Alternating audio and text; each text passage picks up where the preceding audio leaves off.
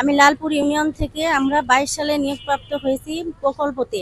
এতে আমাদের গত জুন মাসের 30 তারিখে আমাদের স্থগিত করা হয়েছে। এই জন্য আমরা 24 জনা আমরা মানববন্ধনের জন্য উপস্থিত। আমরা প্রধানমন্ত্রীর কাছে অকুল আবেদন জানাচ্ছি, এই চাকরি আমাদের খুবই দরকার। আমাদের কারোর বয়স শেষ হয়ে গেছে, আমাদের পরিবারে অনেকে এই চাকরির উপরে ডিপেন্ড করে, আমাদের অনেকে অসুস্থ হয়ে গেছে। আমাদের একমাত্র মাননীয় শেখ হাসিনা প্রধানমন্ত্রীর কাছে একটাই অনুরোধ, যেন আমাদের চাকরিটা আবার এভাবেই চালু রাখুক।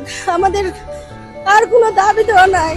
আমরা চাচ্ছি যে এই প্রতি মাসিকে এই টাকায় আমরা সন্তুষ্ট। মাননীয় প্রধানমন্ত্রীর কাছে এটাই আমার বলার, আর কিছু নেই। আমি